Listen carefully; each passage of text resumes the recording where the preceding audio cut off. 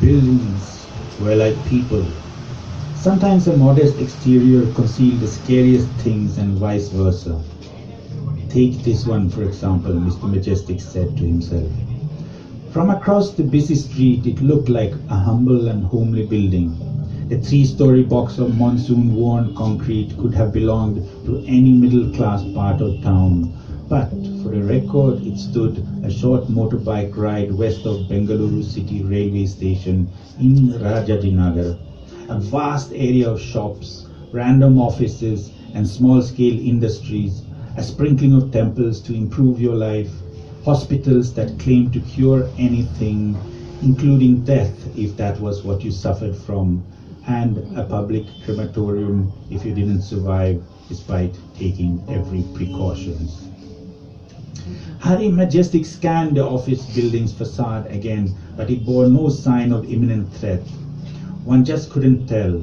He was used to weird things and creepy places, but entering police stations and related establishments made him queasy without fail, since he never knew if he was going to come out a free man. The motorcycle's engine cooled and he slid off after padlocking his military-style helmet to the handlebar. The late monsoon wasn't really happening, and therefore the city was experiencing drought. Small clouds of dust mushroomed from underneath his rubber sandals. As for a getaway plan, he had parked his bike so that it faced away. The motorcycle manufacturer's motto appealed to him: made like a gun, goes like a bullet. It dated back to the days when armies bought Enfield bullets in bulk. In case he must make a quick escape, he'd simply run out, hop on, and bugger off. On foot now, Hari negotiated the disorderly traffic, dodging a decorated elephant headed to a temple festival nearby. It was that time of the year. Thanks to his alert senses and decent karma, he had so far always survived the Bengaluru streets. On the first floor of the building, there was a chit fund company optimistically named Interesting Pyramidal Investment Scheme Private Limited. He headed up the stairs to the next floor, where he noted a firm that went by the somewhat cryptic name of Telegraphic Intimations. Hari had read about telegraphs on Wikipedia, but had no clue they still existed in the IT capital of India. Up a final flight of stairs, he spotted an unglamorous glass door with a low-key sign for Total Safety Security Agents and Services stenciled across it. There he stopped and hesitated for a second time. Considering that the Bengaluru police force only had 16,109 men and women in its service, private security was big business, employing hundreds of thousands of people if you counted every guard at every ATM, jewelry shop, and posh residence. So if almost everybody else worked in the security industry, then why shouldn't he get his share? Besides, it would be a safe employment as the demand was only going up with the population. Just in Hari's own lifetime, Bengaluru had grown from 1 million or 2 to over 10 rowdy sheeters of no fixed address and other floating population counted. He stopped to contemplate a notification painted on the wall stating that applicants were expected to be well-groomed, clean-shaven, with sober haircuts, dressed tidily in iron shirts and formal pants in a color no brighter than brown. Rolling his head sideways to loosen up the neck, he pepped himself, checked his looks in the door glass. No matter how much coconut oil he used, an uncontrollable protuberance stood up from his forehead as if he were born on a bad hair day. He was wearing his showy nylon shirt and frayed stone-washed jeans. Plus, he had grown a trendy moustache.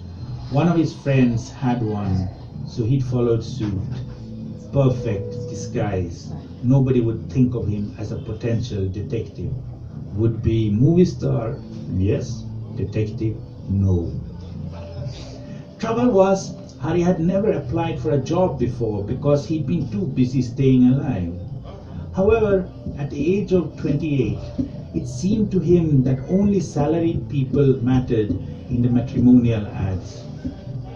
In fact, most people of his generation, born in the 1980s, were married and had kids, mortgaged homes in apartment buildings with 24-hour security and decent jobs with the possibility of receiving a pension before God took them off to their next reincarnations. Somehow, Harry had found himself left behind on life's back burner as if he were starring in a movie that nobody wanted to produce.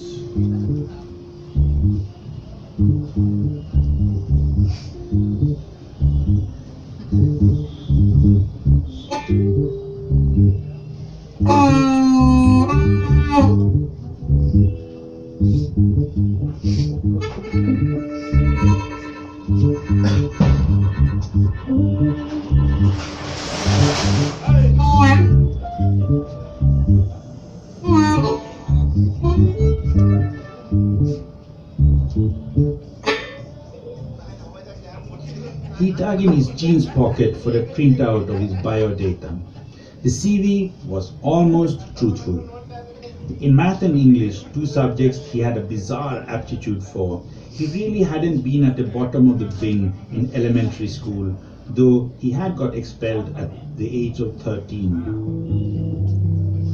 As an adult, he'd spent very short stints in jail, so there wasn't much of a rap sheet to speak of. In the CV, he listed it as judicial training, within quote marks. And indeed, he had aided the police as a snitch.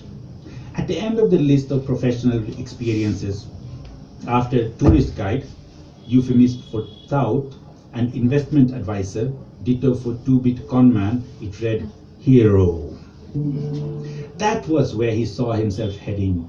However, hero jobs didn't come knocking on a daily basis. Well, no point worrying too much, he told himself. Then he pushed open the door, ready to face whatever waited on the other side. Harry took in everything in a semi-split second. A lifetime's worth of street smartness had given him a phenomenal analytical capability. It was an open-plan office and could have been, say, a cheap travel agency for indentured laborers to go to the Persian Gulf, or a low-end call center. If it wasn't for the fact that so many of the staff looked like ex-army men, very orderly, no anarchy, matching haircuts.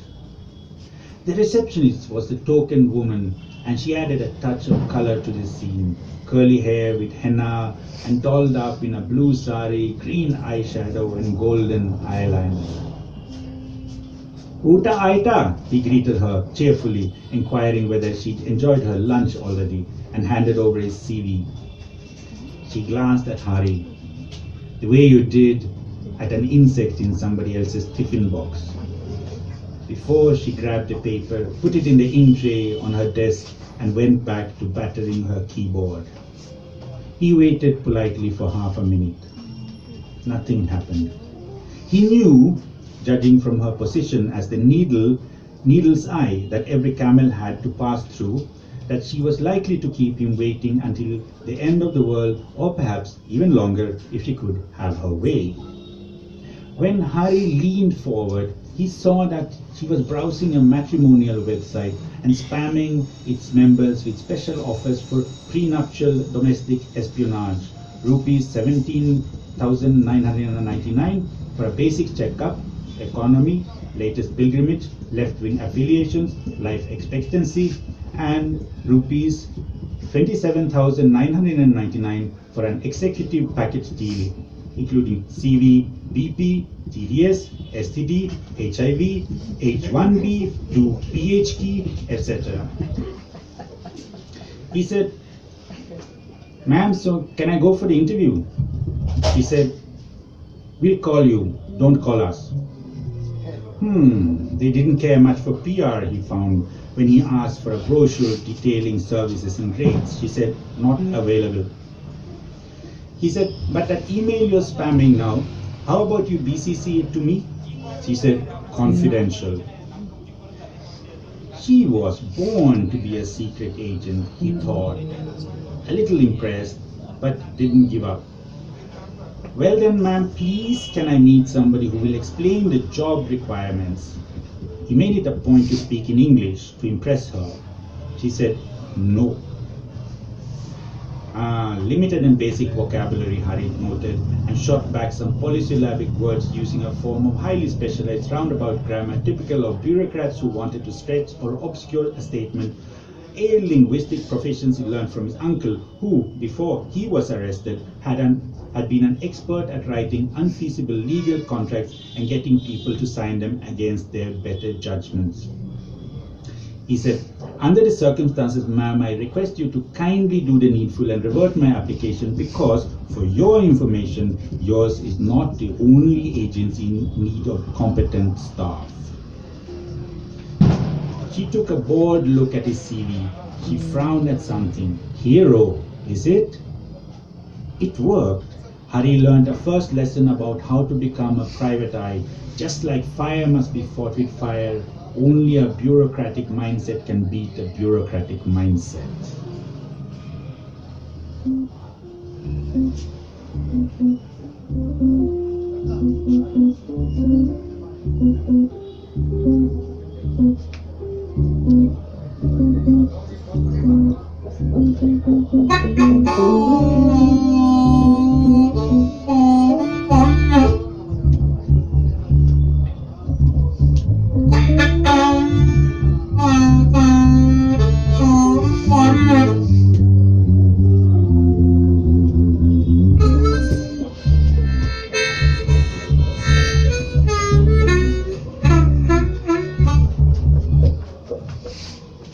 The second lesson followed shortly. Powerfully built but balding, reading glasses, very clean white shirt, stainless pants, iron tie with a total safety monogram, the detective in charge of operations, DCO, had his desk in the center of the office, surrounded by about a dozen identical men crouched behind stacks of flimsy printouts and brown files. This detective's desk was clean. No magnifying glass, no gun, or anything remotely scary. Even a no smoking sign and a desktop computer with smoldering incense sticks jutting out of the ventilation slots at the back of the bulky screen, and an empty steel tumbler of either chai or coffee. "Had your coffee, sir?" Hari said, politely assuming that the detective was a fellow South Indian filtered coffee aficionado, and chatted away. He introduced himself as Mr. Harry Majestic, a hero in the making, 200% of the right stuff. The DCO interrupted him. "So what exactly do you want?"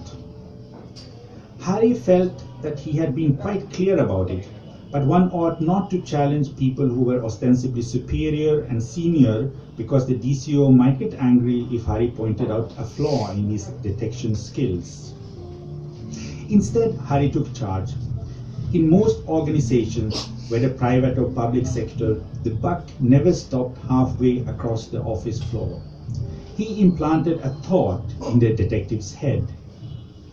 "Sir, maybe it's better you take me to your leader."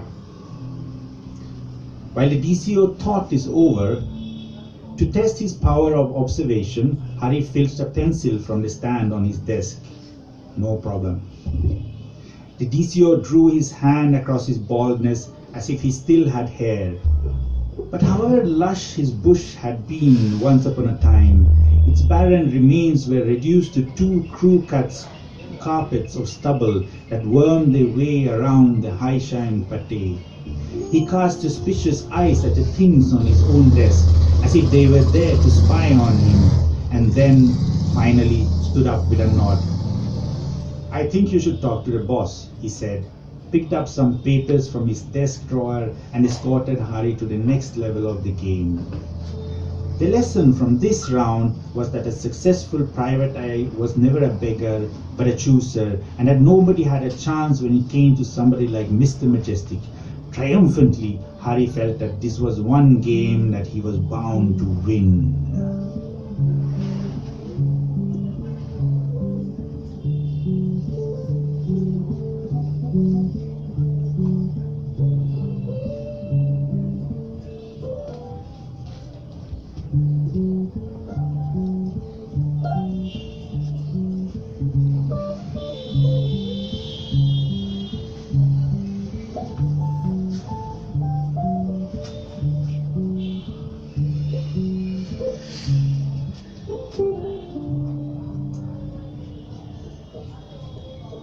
Time for a third lesson, the master class.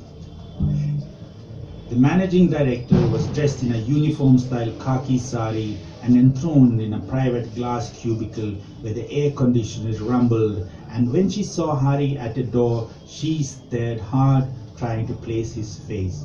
She, a woman? Hari hadn't expected that. In his experience, women were always far more complex than men. He'd have to tread carefully from now on.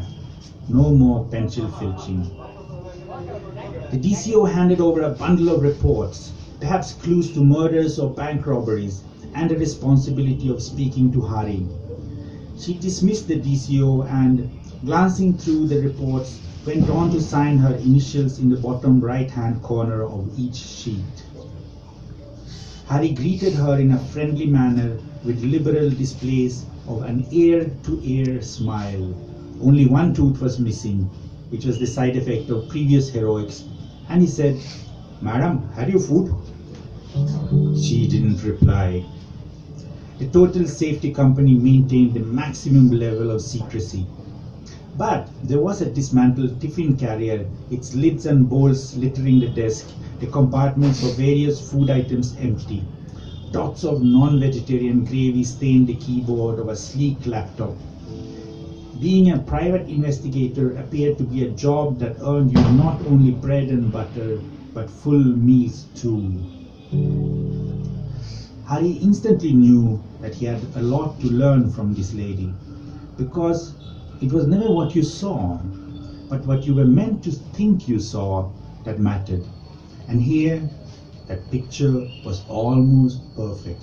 A purring miniature waterfall added an idyllic quality to the cubicle, a soothing calmness, except when the motorized pump spluttered and hiccuped with the power fluctuations. A shelf held awards and trophies. The madam must have been quite the heroine in her heyday. One engraved metal sheet mounted on polished wood commemorated her captainship of a field hockey team at the Asian Games, and a diploma issued by a religious organization acknowledged her eminent service to humanity.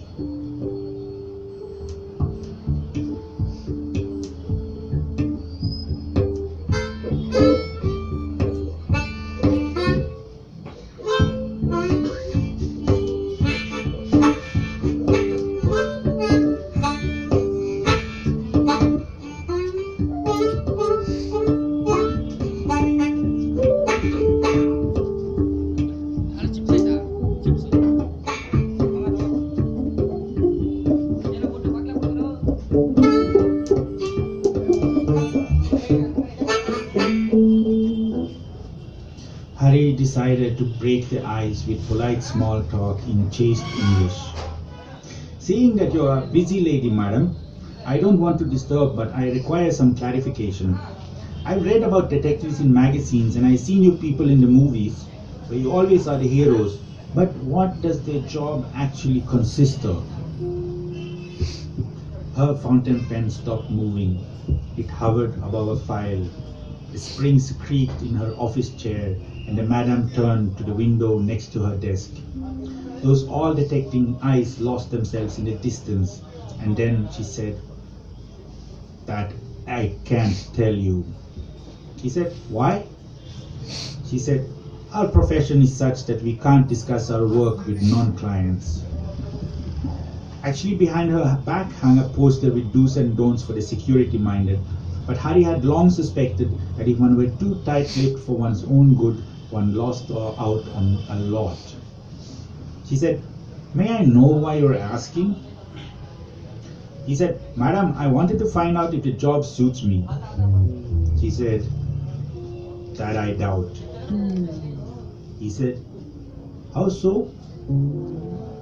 She said, "People with criminal records are not suitable detectives, and judging from your appearance, you'd be on the police's rowdy sheets. No parental guidance, juvenile delinquency, and then remand home. Correct me only if I'm wrong." She was way smarter than Hari had anticipated. He rolled his head sideways, neither quite admitting nor denying anything. Then she added, "Besides, you're scrawny." Not quite ready to accept the truth about his limited muscle mass and other handicaps, Hari decided to go for another approach. If he had been pulling off a scam, it would have been a bad idea to change tactics midstream. But this was about displaying one's versatility in order to get a job, so he ignored the warning bells. "Madam, I appreciate your high level of discretion. I can't tell you how many detectives I have gone to, but they all fail the test. They start bragging about cases they've solved, uploading the data on every crime and victim." She rocked back in her chair. "So what are you saying?" He said, "What do you think I'm saying?" She said, "You want to engage our services, is that it?" He said, "You have the mindset of a genuine detective. My own boss, on behalf of whom I myself have come, expects 800% discretion and nothing less flies." She said, "You mean that you're a middleman between us and the client?" The way she pronounced the word middleman sounded not much different from poop stuck under my boot. But Hari was used to being looked down upon, so he nodded merrily. "Correcto. So how much do you charge?" She shook her head. "First things first, who is the actual client?" Hari drew a deep breath and made the logical next move. He said, "It is classified information and shared on a need-to-know basis only. If I were to recommend you to my boss, I must first know what you can do for her. But she pays premium rates for premium services." She said, "I see. Cash was the key as always."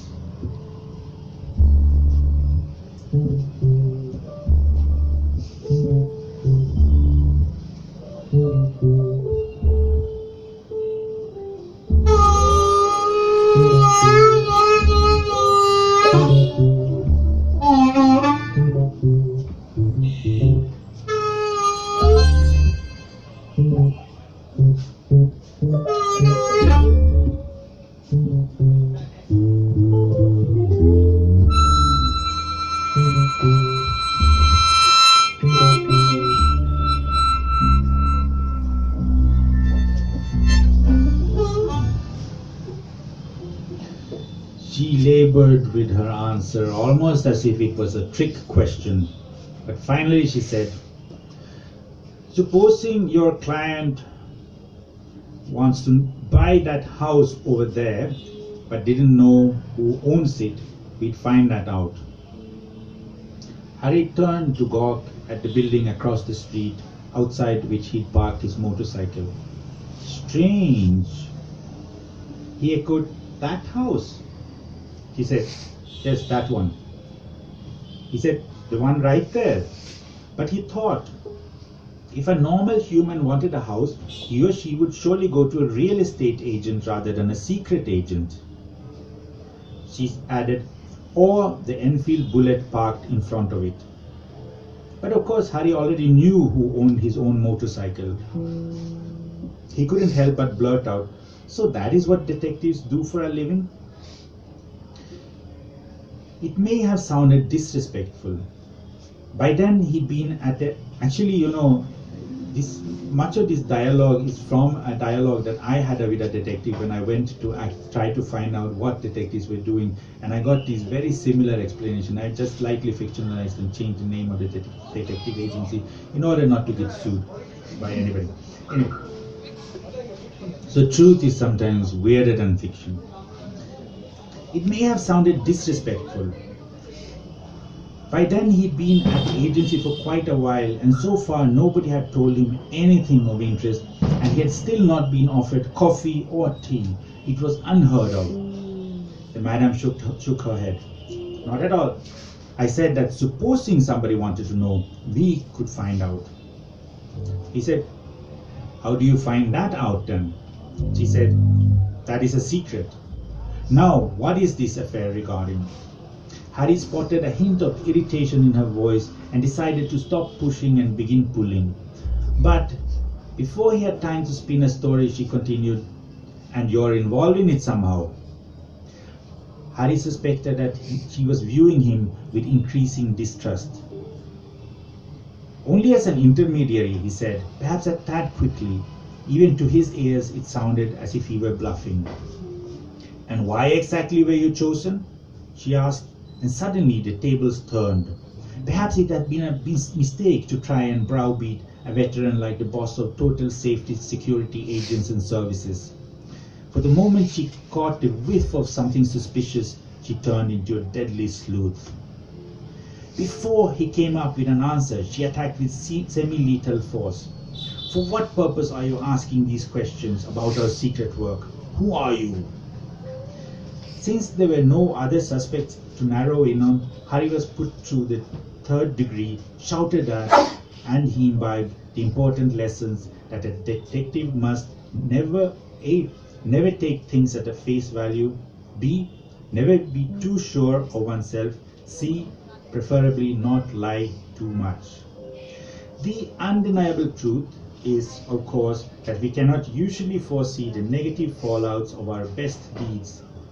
The madam's questions focused largely on his shady past, and soon Harry was worrying that he had broken some invisible law by trying to apply for a job, and that his next reality check might involve basket weaving in Parapana Agrahara Central Jail. Before he could come up with a satisfactory answer to any of her questions, she demanded, "Do you have any identity proof with you?"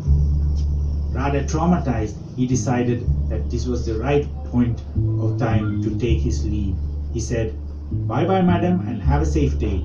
It was better to wish people well and remain friends.